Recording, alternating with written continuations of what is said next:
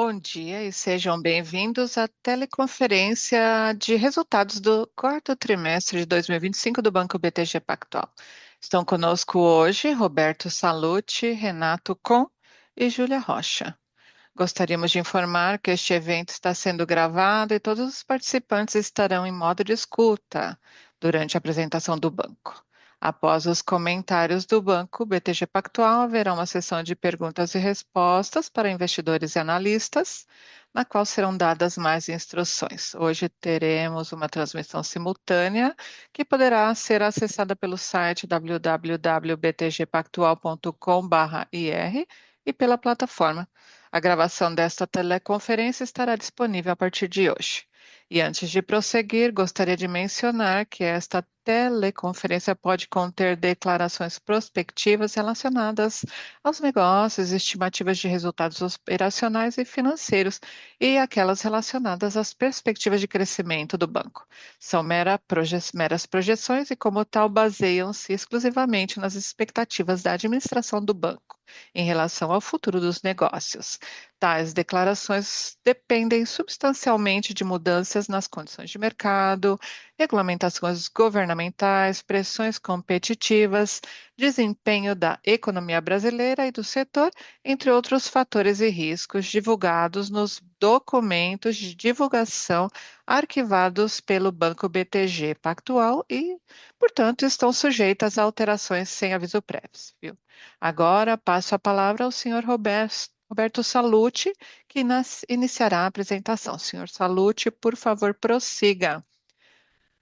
Obrigado, bom dia a todos. É um prazer tê-los aqui em nossa apresentação de resultados do quarto trimestre de 2025. E antes de passar à página 3 da apresentação, eu gostaria de dizer que estamos muito satisfeitos de ver os investimentos que nós fizemos na última década, nos permitindo aí a entrada em novos mercados, novos produtos, eles realmente agora começaram a dar resultados. Na última década, nós nos tornamos basicamente um banco digital completo, presente nos vários segmentos, tanto das contas privadas, individuais e de empresas. E agora também com a integração do Banco Pan, estamos presentes no varejo, o BTG estamos aí no crédito, no investimento, e nós começamos nas grandes empresas, depois começamos também com as PMEs, e neste ano também com as empresas de médio porte, com crédito e com toda a nossa linha de produtos. E com isso, acreditamos que as oportunidades de poder continuar a crescer, que nós temos visto nos últimos anos, continuarão nos próximos anos, também com a maturação dos nossos investimentos.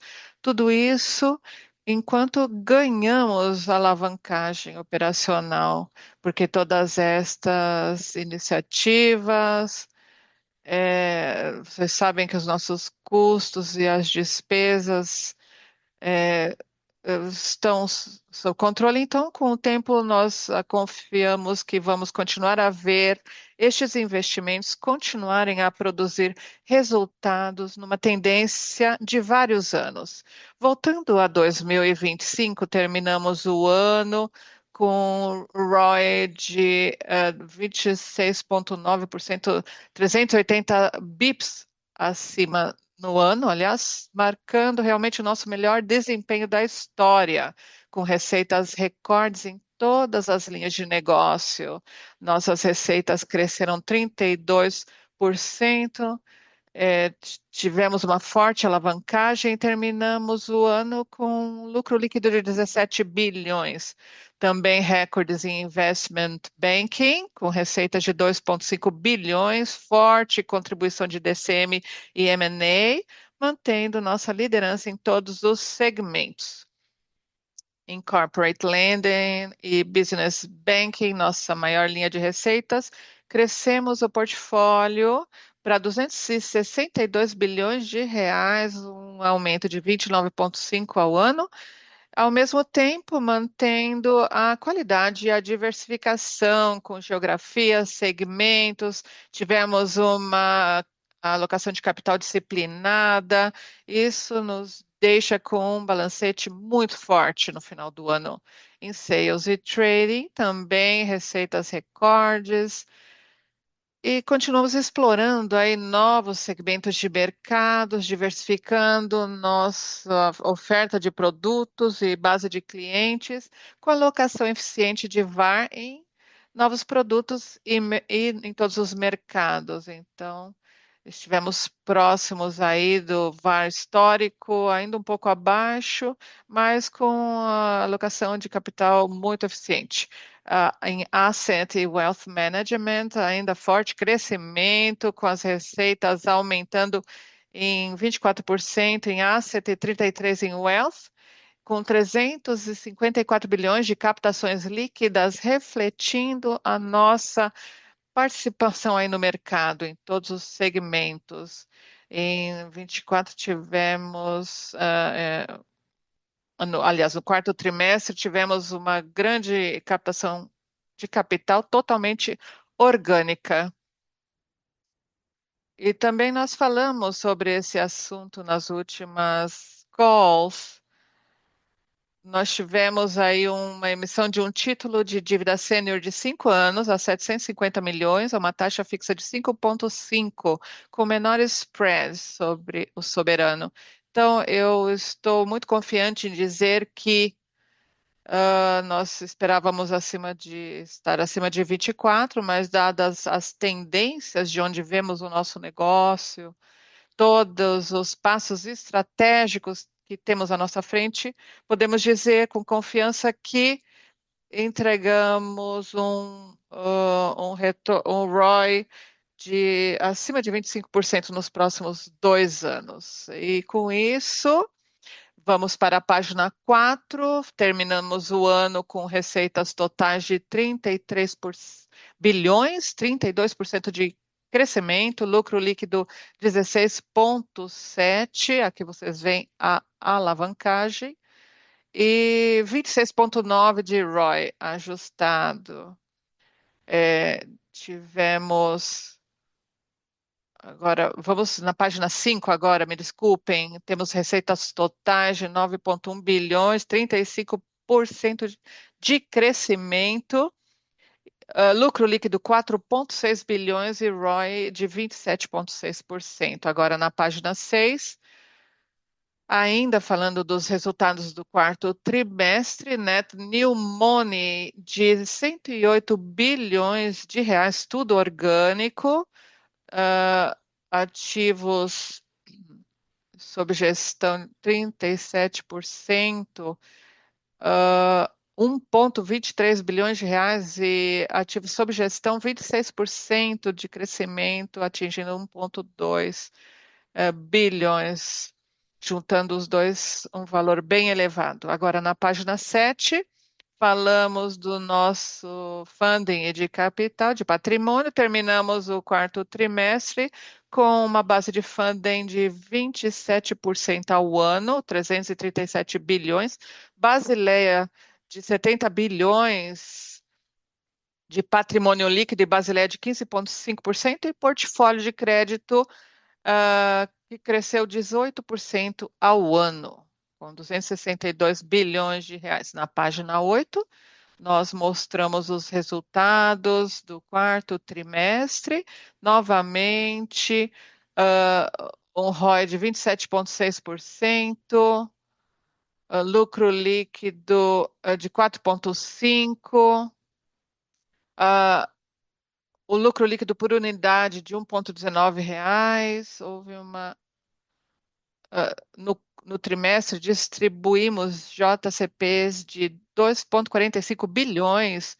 Também concluímos a transação com o Banco Pan, o que aumentou o capital do BTG para 2,2 bilhões de reais, fechando o trimestre com quase 70 bilhões de patrimônio líquido. Agora, na página 9, os resultados do ano. Tivemos aí 33 milhões de receitas totais, lucro líquido por unidade de 4,32, índice de eficiência 35,4% e o VAR ainda baixo em 0,27%, PIBs, ainda que tenha aumentado trimestre a trimestre, e com o patrimônio líquido crescendo 21,8%, encerrando o ano em 70 bilhões de reais. Na página 10, temos aí o breakdown da receita por área de negócio, continuamos a ver um crescimento rápido aí de corporate lending, wealth management, e temos aí entre o corporate lending e investment banking 32% da nossa receita, em sales and trading e new markets 22% e asset management 24%. Temos 18% aí em participações. Isso reflete o nosso balancete aí realmente muito sólido, é, muito bom, dado inclusive o nível dos juros aqui no Brasil. E agora eu passo para Renato Com. Bom dia a todos. Se nós passarmos agora para a página 12, começamos com o Investment Banking. Novamente, mostramos uma performance muito alta no trimestre, com as receitas de 692 milhões de reais, um crescimento de 7,7 comparado ao trimestre anterior e 35,8 comparado com o mesmo trimestre do ano passado. Tivemos receitas fortes aí vindos da DCM e do M&A, o que contribuiu para o trimestre, mas também boas contribuições vindas da ECM aí com transações estratégicas.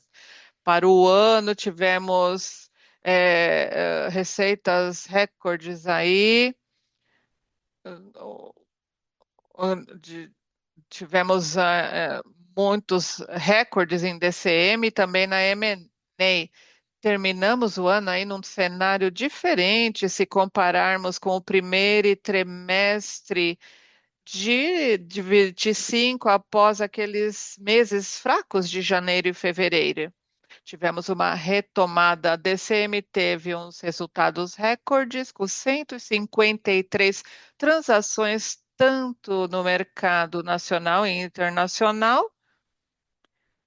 E a M&A também conquistou um ano recorde com transações grandes sendo executadas e estamos aí com uma pipeline muito saudável para os próximos ah, trimestres.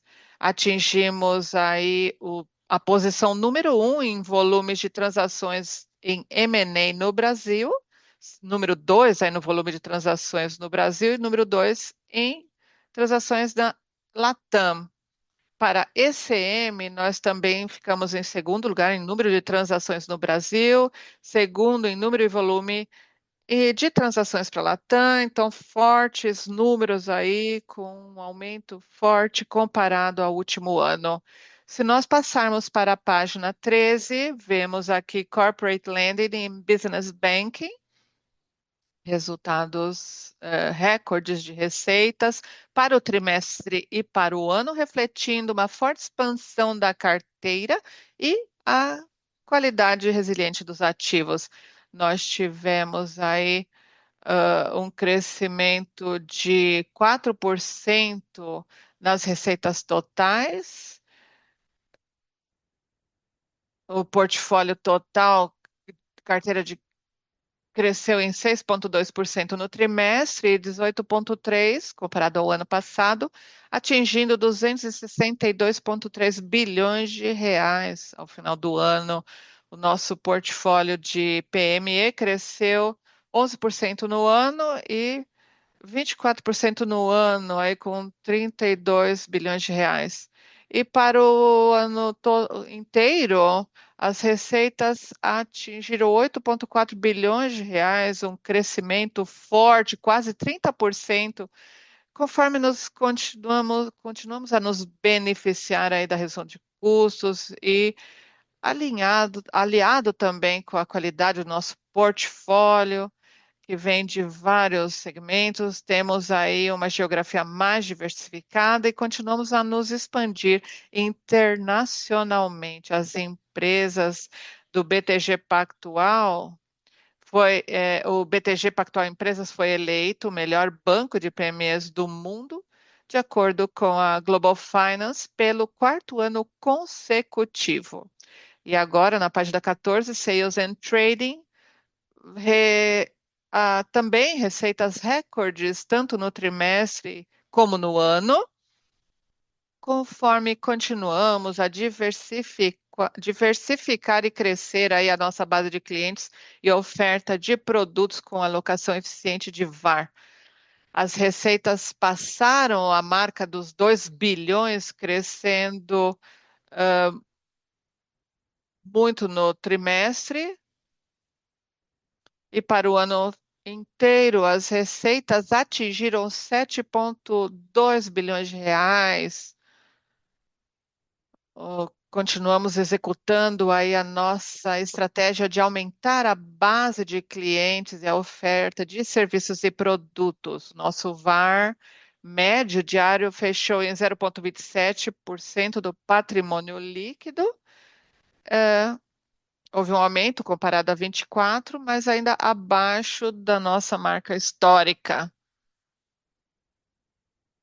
E os nossos ativos permaneceram em 27,7%. Se passarmos para a página 15, vemos o Asset Management, onde também tivemos receitas recordes no trimestre e no ano. Aí, por conta da expansão do market share e com um forte crescimento de ativos sob gestão, tivemos 860 milhões de receitas, um crescimento de 15% comparado com o trimestre passado e 30% comparação anual, né? Tivemos aí maiores FIIs de gestão e performance que atingiram aí no segundo trimestre valores melhores para o próximo segundo semestre.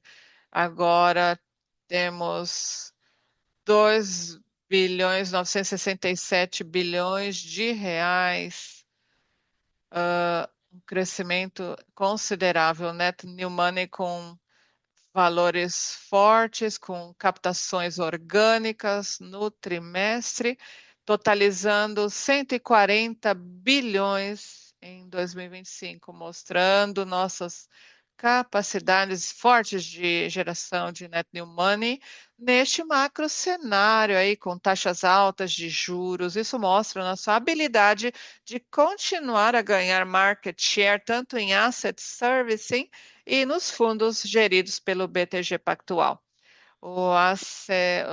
Assets Under Management atingiu um crescimento aí grande no trimestre,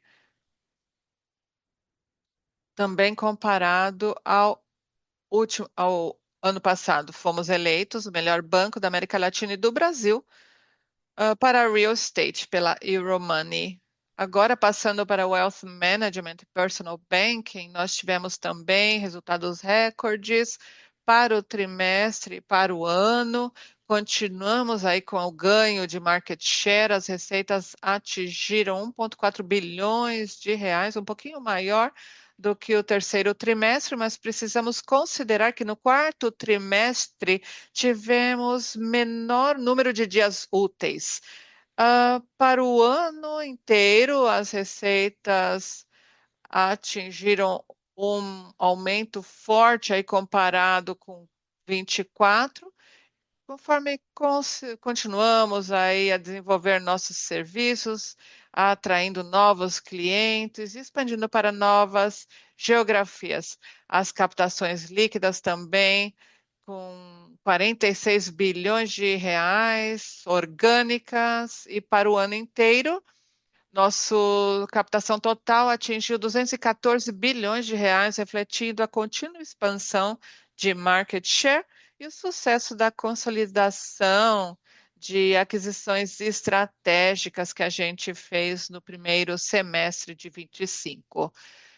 A Wealth Under Management atingiu 1,2 trilhões de reais, um crescimento de 8,6% comparado com o trimestre anterior e 37% comparado com o ano passado, implicando, aliás, 24, né? Implicando aí que nós temos um crescimento sustentável aí, com um CAGR de 30% desde 2021. E pelo nono ano consecutivos, fomos reconhecidos como o melhor Private Bank da América Latina pela Global Finance e também o melhor Private Bank do Brasil para mercados emergentes também. E no final do ano passado concluímos a aquisição do MY Safra, ou seja, agora temos um banco baseado nos Estados Unidos com uma licença bancária total lá neste mercado. E agora na página 17, as nossas participações. Aqui vemos os resultados aí de 177 milhões de reais. A Tu Seguros contribuiu com 58 milhões de reais.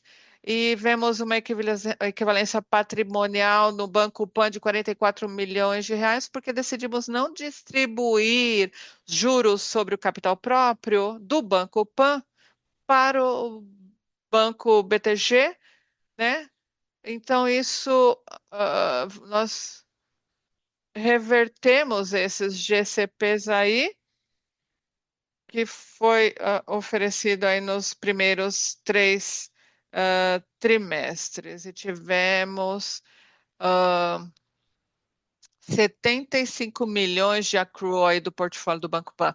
E conforme nós completamos as aquisições dos estágios remanescentes, a gente decidiu criar uma nova linha de finanças que vai incluir todas as atividades do Banco Pan e da Tu Seguros. E como vocês sabem, nós tivemos os lucros do Banco Pan e do Tu Seguros como patrimônio, como equivalência patrimonial e adicionários como receita às nossas linhas de negócio, mas isso não é adicional, adicionar lucros às receitas. Então, depois agora da completude dessa integração do Banco Pan no Banco PTG, a gente vai incluir as receitas do Banco Pan usando a mesma metodologia que usamos para o BTG e também incluiremos 51% das receitas do Tio Seguros, como a gente é proprietário, né, de 51%.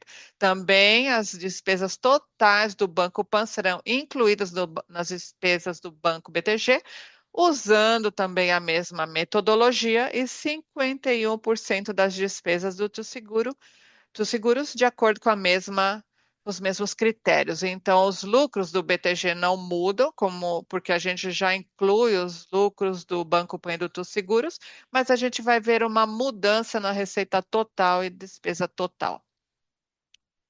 Então, vejamos agora os números na página 19.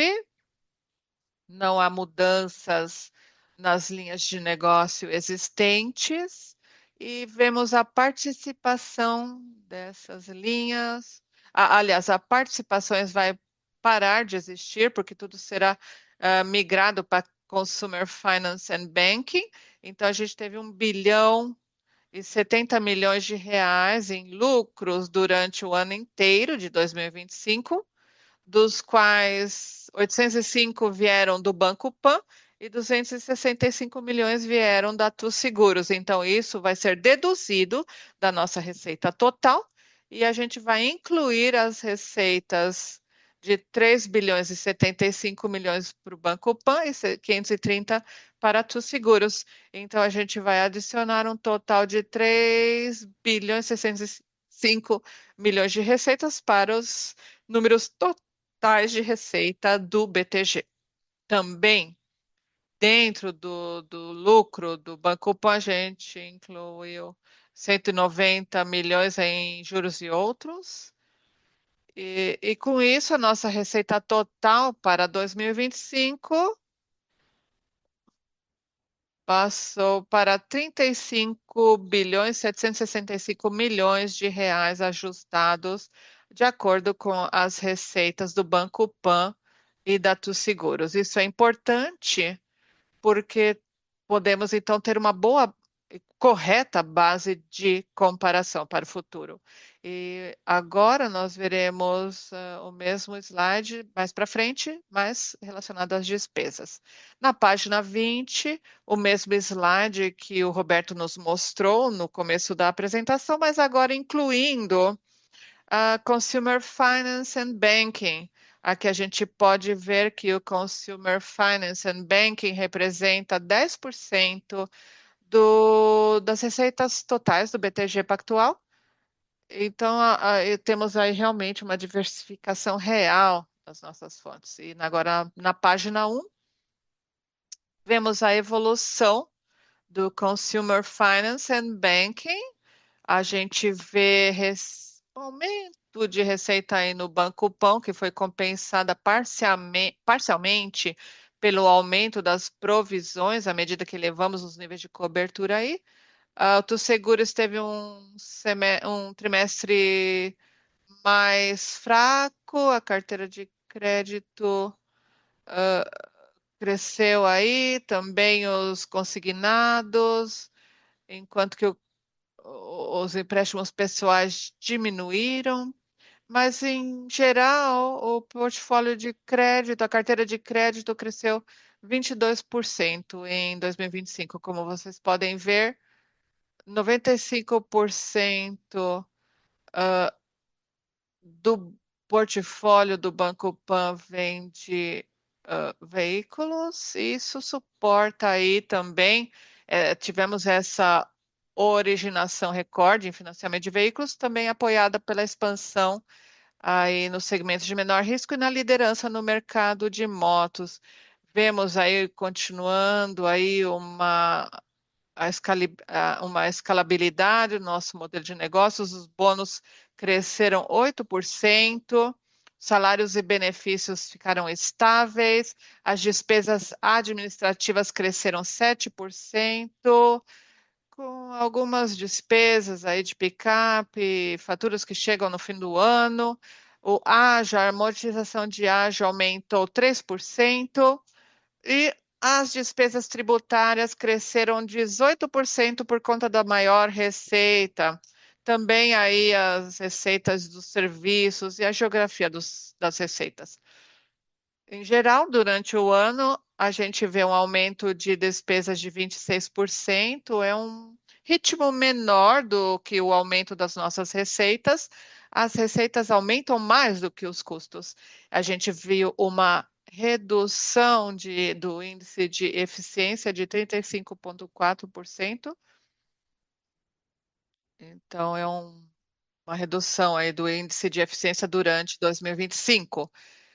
E a nossa alíquota efetiva de imposto de renda ficou estável em 20%. Na página 24, vocês podem ver os efeitos da a inclusão da aquisição do Banco Pan e dos 51% da Tu Seguros. A gente vê os impactos em todas as nossas linhas de despesas, com um aumento total de 2 bilhões e 29 milhões vindos do Banco Pan e 120 da Tu Seguros. Além disso, temos 41 bilhões de reais vindo de imposto de renda, 431 do Banco Pan e 146 do Tu Seguros. Então, o lucro líquido não muda, como vocês podem ver, estamos apenas separando os lucros, mas houve um aumento de 50 milhões de lucro líquido ajustado por conta do ágio do lucro do Banco Pan. Então, quando a gente migrar este ágio, a gente precisa ajustar, e por isso que temos esse aumento de 50 milhões aí no lucro líquido ajustado. Agora, na página 26, nós vemos que o nosso balanço patrimonial fechou o ano com os 806 o que representa 9,7 do patrimônio líquido, com níveis robustos de liquidez, com 88 bilhões de caixa equivalentes. O LCR tem 176,8% aí. O secured funding continua aí crescendo em ritmo superior ao da carteira de crédito, aí com 168% para o BTG, ou 138% quando considerados os efeitos da transação do Banco Pan. E no portfólio de corporate lending, agora temos, ele representa 3,9 vezes o patrimônio líquido, mas se a gente integrar aí o portfólio de crédito do Banco Pan, a gente vê que o portfólio total de crédito representa 4,7 vezes o patrimônio, ó, um pouquinho abaixo ainda dos nossos pares. E na página 27, a base de unsecured funding, a gente vê aqui que a base de funding total cresceu quase 30%, 30 bilhões de reais, 71 bilhões aí no ano, o que representa um aumento de 27% ao ano. E nós também aumentamos a base de funding geral, ao mesmo tempo expandindo a duração média e reduzindo o custo geral. Considerando o Banco Pan, o total funding do Banco Pan, o funding atingiu 357 bilhões de reais, com 30% do funding vindo de fontes de varejo, 7% vindo de depósitos à vista.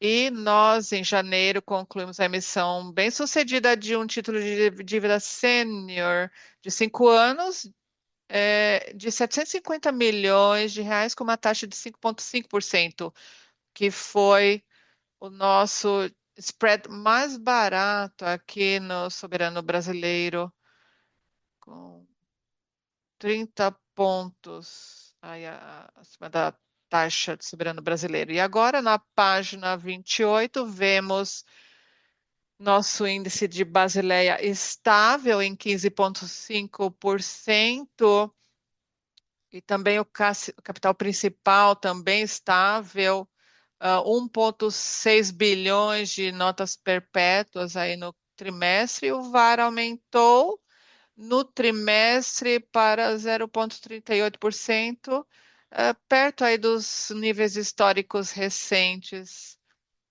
subindo aí daquele nível bem baixo do último ano e do começo deste ano.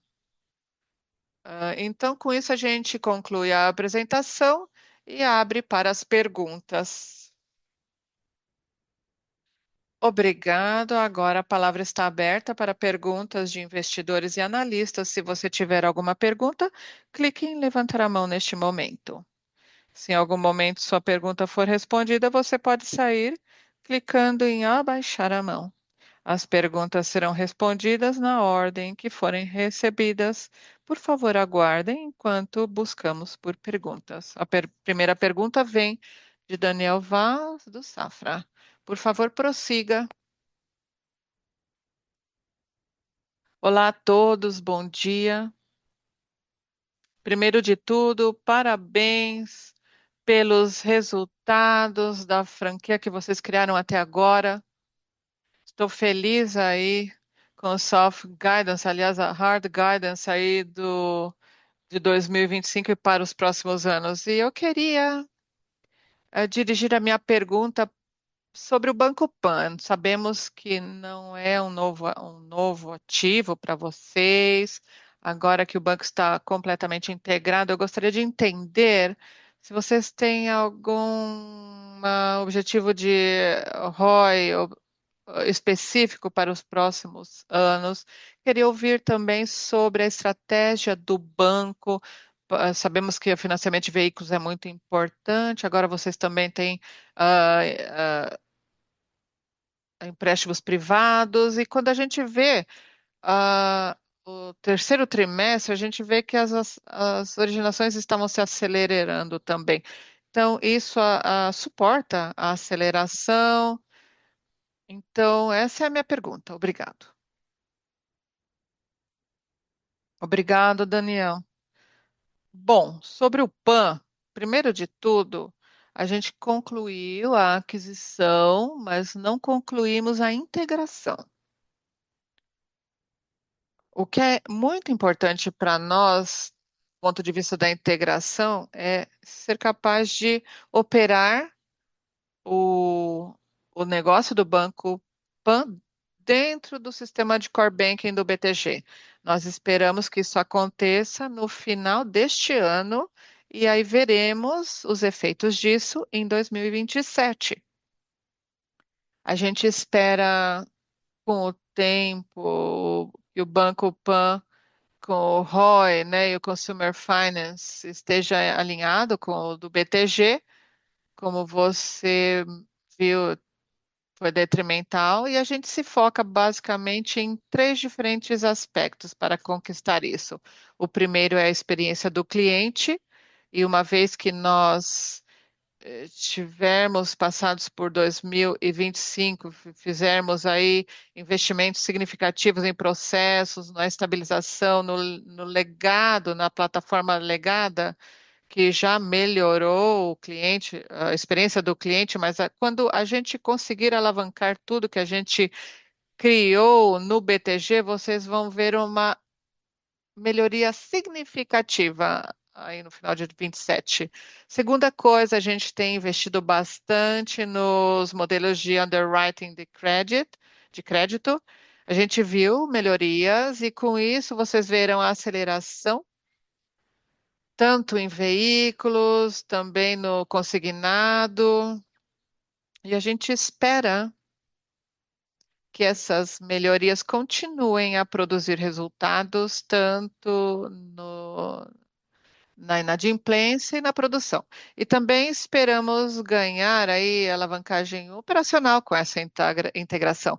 Então, nós estamos, na verdade, como eu diria, estamos aí animados com as possibilidades, mas tudo tem a ver com a execução. Então, estamos bem focados, disciplinados, acompanhando as métricas de perto e achamos que gradualmente, nos próximos 2 ou 3 anos, veremos melhorias significativas nos resultados deste negócio. Obrigado. E se eu puder fazer um follow-up? A gente ouviu sobre a IA, especialmente em relação à otimização de custos. A gente vê alguns peers aí, grupos financeiros, implementando a inteligência artificial no motor de crédito, no ciclo de crédito. E como que então, como que vocês estão visualizando essa força, esse tipo de ativo vocês querem adquirir? Vocês veem alguma M&A em potencial aí para o BTG ou para o Banco Pan? Ou vocês querem desenvolver isso in-house? Como que é essa estratégia para o BTG e o Banco Pan? Obrigado. Bom, do lado aí do IA, a gente está usando os nossos recursos internos, basicamente, então a gente não espera nenhuma aquisição. A gente está satisfeito com os resultados que estamos vendo, tanto na experiência do cliente, no serviço ao cliente e no underwriting de crédito e no consumer finance. Então, isso nos dá confiança aí para continuar a expandir. Ok, muito obrigado. Mais uma vez, parabéns. A próxima pergunta vem de Renato Meloni, como pesquisador autônomo. Por favor, prossiga. Olá a todos, parabéns pelos fortes resultados. Tenho uma pergunta sobre alavancagem operacional. Se você olhar para os próximos anos, você acha que aumentar essa alavancagem será uma fonte de expansão de ROI para vocês?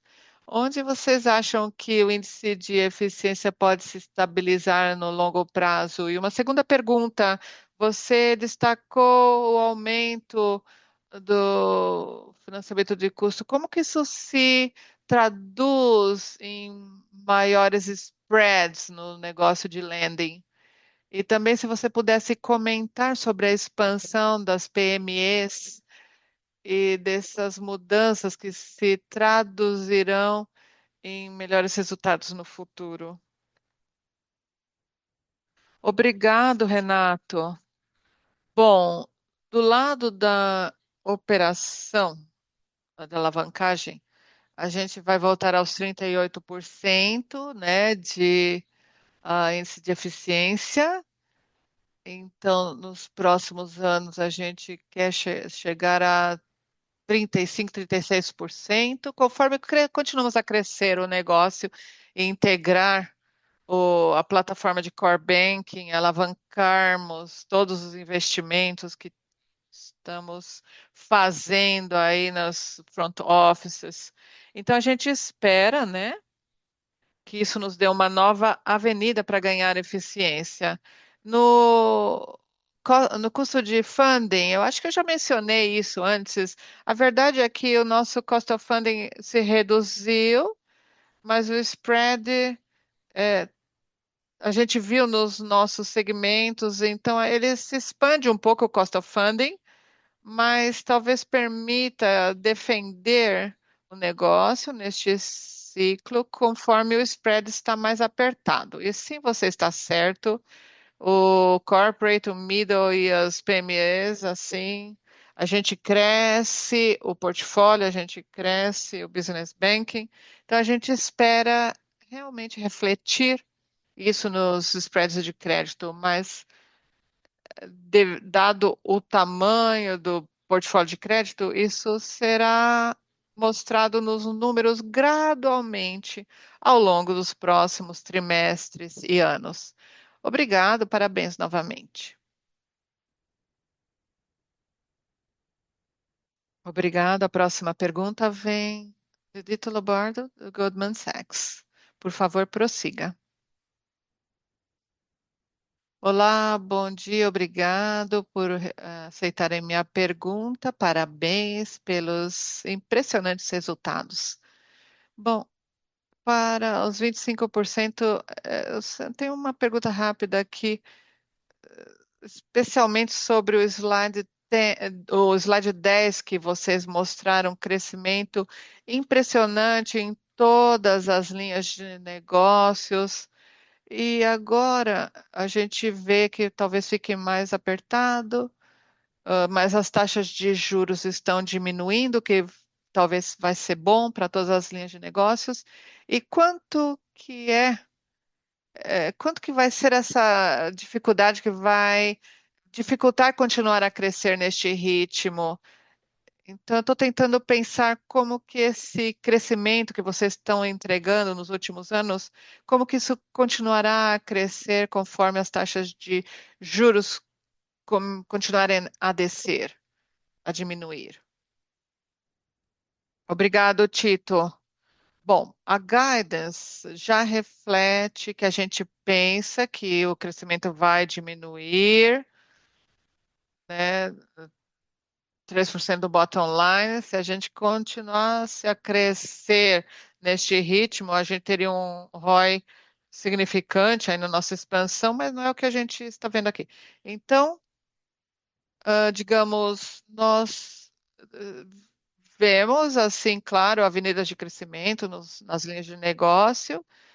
Alinhados aí, nós estamos acima da taxa de acumulação de capital, o que nos dá a confiança de que podemos continuar a mostrar esse tipo de resultado. Mas, como você disse, sempre ah, a gente tem que ver qual será o ritmo aí da taxa de juros, porque nós temos o nosso patrimônio que é basicamente cash.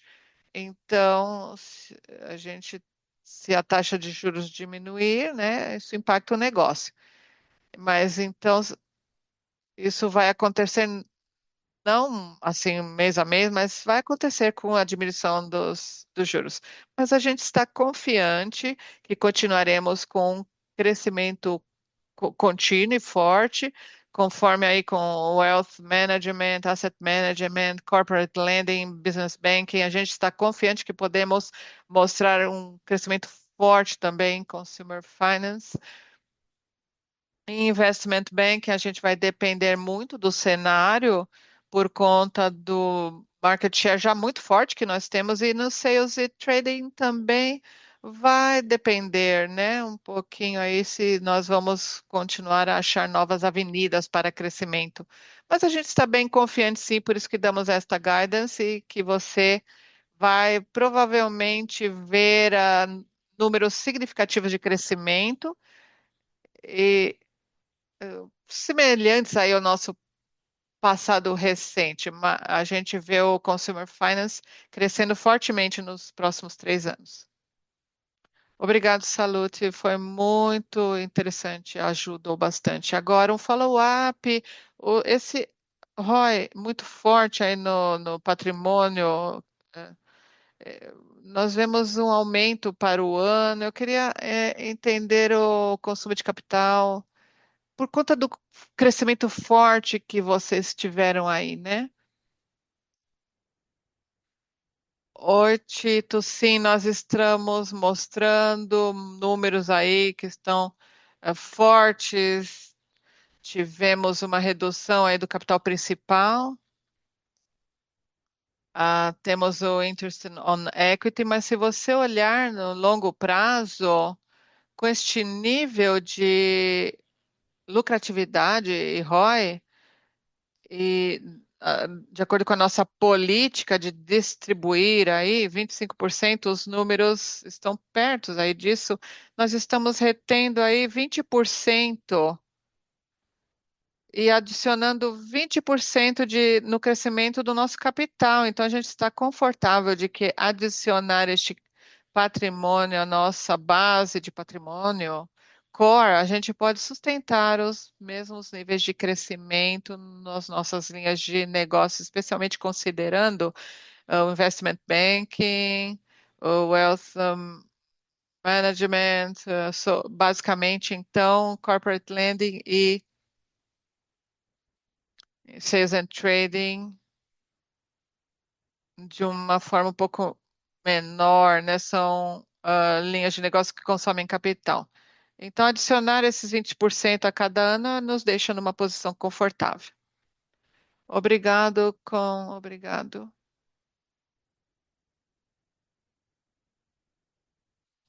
A próxima pergunta vem de Mario Pierre do Bank of America. Por favor, prossiga. Bom dia a todos. Parabéns de novo pelo resultado. Eu queria focar um pouquinho agora no Net New Money, no negócio de asset management. 61 bilhões de reais no trimestre é impressionante. Se você olhar para o crescimento histórico de Net New Money de 30 bilhões, eu queria entender, do ponto de vista de vocês, esse crescimento tem um crescimento significativo no share de mercado, market share?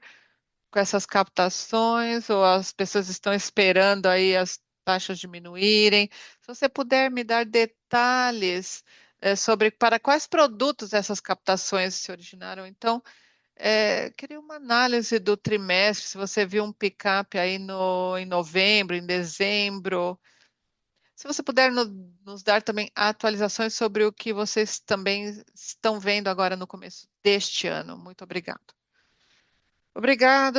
Sim, para dar uma cor aqui, detalhes para você, a indústria, o setor ainda não está crescendo, ainda está focado em stake.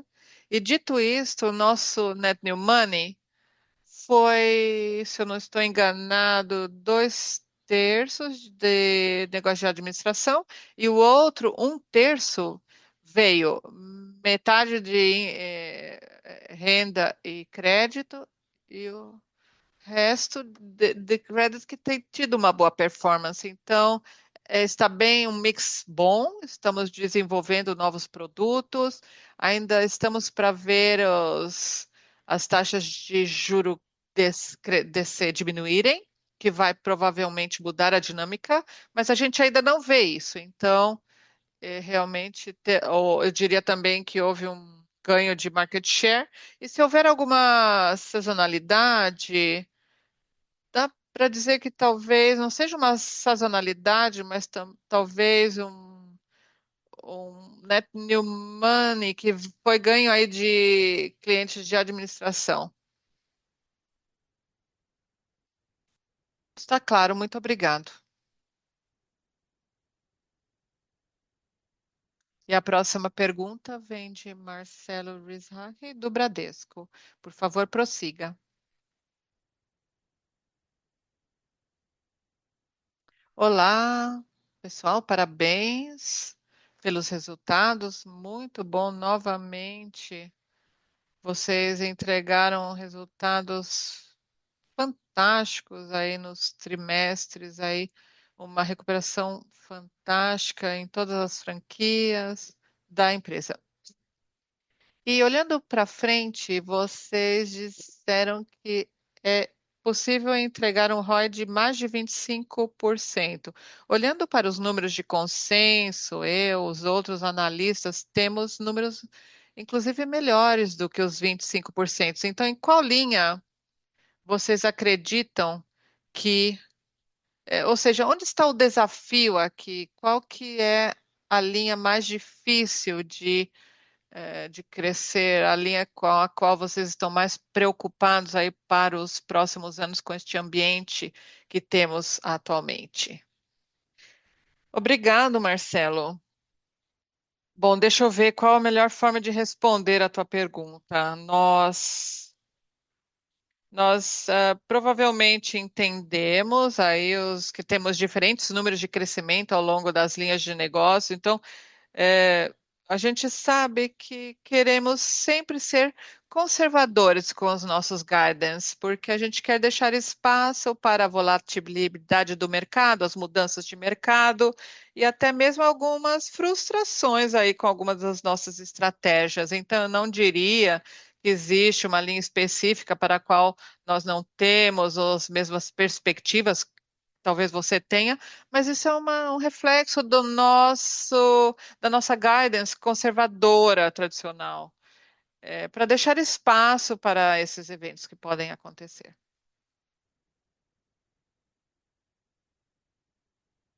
Ok, muito obrigada. Eu gostaria de fazer um follow-up. No último trimestre, eu perguntei para você, Salute, para os resultados Season Trade, né? E você ficou de olhar para o quarto trimestre. Agora a média está maior. Você pode me ajudar a olhar para esse número? Eu sei que é melhor ter ah, trin- um desconto de 30% dessa média, mas o valor do portfólio é maior, então faz sentido usar a upgrade do último trimestre? Sim, eu acho que a média dos últimos 4 trimestres é uma boa guidance e você tem que levar em consideração que vocês estão sempre desenvolvendo novas ofertas de produtos, penetrando novos segmentos de mercado, aumentando as nossas geografias. E recentemente a atividade do mercado tem sido positiva, mas sim, para simplificar as coisas, eu mantenho a minha guidance né, que esses últimos 4 trimestres adicionam aí ao CAGR da nossa estratégia de negócio. E a próxima pergunta vem de Yuri Fernandes, do JP Morgan. Por favor, prossiga. Olá, bom dia. Oi, Renato, Roberto, bom dia a todos conectados. Parabéns pelo ROI de 27%, muito sólido. Eu queria perguntar sobre corporate lending, que tem crescido 20% já há algum tempo, outro trimestre positivo, com as PMEs um pouquinho melhor, mas eu acho que 2026 talvez seja um pouquinho mais desafiador. A gente tem visto alguns problemas de crédito corporativo. Também temos o governo oferecendo linhas de crédito aí para as PMEs. Então, vocês estão confortáveis em manter este crescimento ano a ano de 20% para o corporate lending? E também sobre os spreads, apesar desse aperto, Eu acho que vocês estão ah, implicando aí uma taxa fixa. Você acha que isso vai continuar por conta do mix? Se você puder me dar detalhes sobre isso, sei que temos muitas peças aí nesse quebra-cabeça. Então, será que podemos debater o crescimento para essa linha de negócio? Muito obrigado. Obrigado, Yuri. Bom, não, a gente está confiante em continuar a crescer. ah, Mais ou menos aí de acordo com as mesmas porcentagens, volta aí dos 20%. Como você disse, nós estamos entrando em dois segmentos em que temos um market share mínimo aí de corporate middle e PME. É um mercado ainda onde a maior parte do crédito está dominado por cinco dos outros bancos, então a gente vê espaço ainda para ganhar market share, especialmente se você comparar o tamanho do nosso portfólio com, com os nossos concorrentes. Ao mesmo tempo, nós temos a expansão geográfica. Então, sim, a gente acha que pode continuar a crescer de forma a mantendo aí o underwriting, a disciplina, evitando as despesas, né, os eventos de crédito e operando aí a nossa carteira aí, né, do Alfa. Então, para isso, a nossa expansão geográfica é crucial, mas a gente está confiante de que nós seremos capazes de fazer isso, especialmente quando continuarmos a crescer as ofertas de serviços bancários e de cash que vai alinhado a isso. Um follow-up, o seu empréstimo cresceu, vocês têm um RWA aí na sua atividade. O seu capital core permanecerá estável aí em torno de 11,3, 11,5. Eu sei que está bem acima do mínimo, mas eu queria só entender se isso é um alvo de capitalização para você. Olha, eu acho que nosso capital principal, a gente não quer ficar abaixo de 11, talvez 12.